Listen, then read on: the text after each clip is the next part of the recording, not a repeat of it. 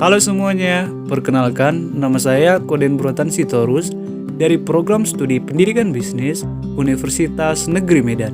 Selamat menyaksikan. Hari ini kita akan membahas tentang yang pertama perilaku individu dan perbedaannya, yang kedua dasar-dasar organisasi, yang ketiga permasalahan dalam kelompok, dan yang keempat konflik dan negosiasi. Mengapa manusia itu berbeda dalam bertindak? Berikut beberapa alasannya. Yang pertama, manusia berbeda karena berbeda kemampuannya. Setiap manusia memiliki perbedaan dalam berperilaku karena teori pertama menyatakan perbedaan itu di bawah sejak lahir. Teori kedua karena proses penyerapan informasi yang berbeda dari individu tersebut. Alasan yang kedua, manusia berbeda perilakunya karena adanya perbedaan kebutuhan. Alasan yang kedua, manusia berbeda perilakunya karena adanya perbedaan kebutuhan. Hal ini merupakan bagian dari teori motivasi yang ditemukan oleh para ilmuwan psikolog. Yang pasti, kebutuhan manusia menjadi motif secara trinsik individu tersebut dalam berperilaku. Faktor yang ketiga, manusia berbeda karena mempunyai lingkungan yang berbeda dalam mempengaruhinya. Faktor lingkungan sangat berpengaruh pada manusia. Suatu keputusan yang dibuat oleh individu dapat dipengaruhi dengan apa yang terjadi dari luar dirinya. Faktor yang keempat, manusia berbeda mempunyai masa depan, sehingga cara berpikirnya pun berbeda. Setiap mimpi yang dibuat oleh manusia mempengaruhi bagaimana individu tersebut berpikir dalam aktivitas kesehariannya. Faktor yang kelima yaitu faktor like or dislike with something. Percaya atau tidak, faktor ini mempengaruhi seseorang dalam berperilaku. Apabila mahasiswa tidak suka dengan dosennya dalam mengajar, maka apapun yang dikatakannya hanya merupakan masukan tidak langsung dilakukan. Perbedaan-perbedaan dalam setiap individu dapat dibagi menjadi yang pertama sikap.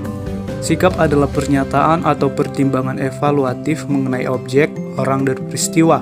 Sikap mencerminkan bagaimana seseorang merasakan mengenai sesuatu. Yang kedua ada persepsi. Persepsi merupakan suatu proses dengan mana individu-individu mengorganisasikan dan menafsirkan kesan-kesan indera mereka agar. Yang kedua adalah persepsi. Persepsi merupakan suatu proses dengan mana individu-individu mengorganisasikan dan menafsirkan kesan-kesan indera mereka agar memberikan makna bagi lingkungannya. Yang ketiga yaitu kepribadian. Kepribadian merupakan cara individu bereaksi dan berinteraksi dengan orang lain. Kepribadian terbentuk dari faktor keturunan, lingkungan, budaya. Yang keempat yaitu proses belajar. Adalah bagaimana kita dapat menjelaskan dan meramalkan perilaku dan pahami bagaimana orang belajar. Belajar adalah setiap perubahan yang relatif permanen dari perilaku yang terjadi sebagai hasil pengalaman. Materi yang kedua, kita akan membahas tentang dasar-dasar organisasi. Apa itu organisasi? Menurut Dwight Waldo, organisasi adalah struktur antar hubungan pribadi yang berdasarkan atas wewenang format dan kebiasaan-kebiasaan di dalam suatu sistem administrasi. Ruang lingkup organisasi. Ruang lingkup organisasi dibagi menjadi 3 bagian. Yang pertama, perilaku organisasi. Adalah perubahan tentang individu dan kelompok dalam lingkungan organisasi. Yang kedua yaitu struktur organisasi. Ialah pola formal tentang bagaimana orang dan pekerjaan itu dikelompokkan. Struktur sering digambarkan dengan satu bagian organisasi. Yang ketiga, proses organisasi yang berkenaan dengan aktivitas yang memberi kehidupan pada skema organisasi.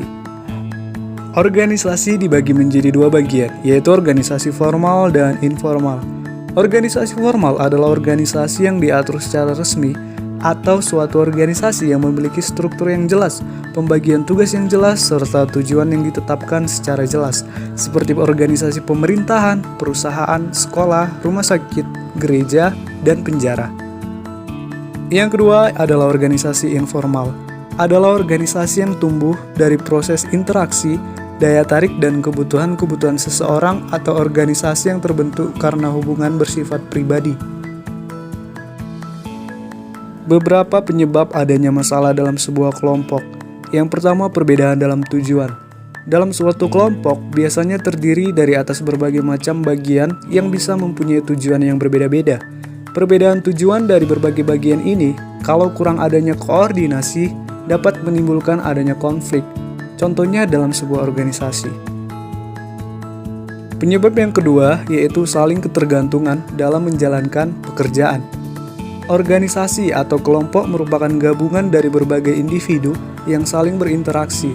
Akibatnya, kegiatan satu pihak mungkin dapat merugikan pihak lain, dan ini merupakan sumber konflik juga. Yang ketiga, perbedaan dalam nilai atau persepsi. Perbedaan dalam tujuan biasanya dibarengi dengan perbedaan dalam sikap, nilai, dan persepsi yang bisa mengarah ke timbulnya konflik. Sebagai contoh,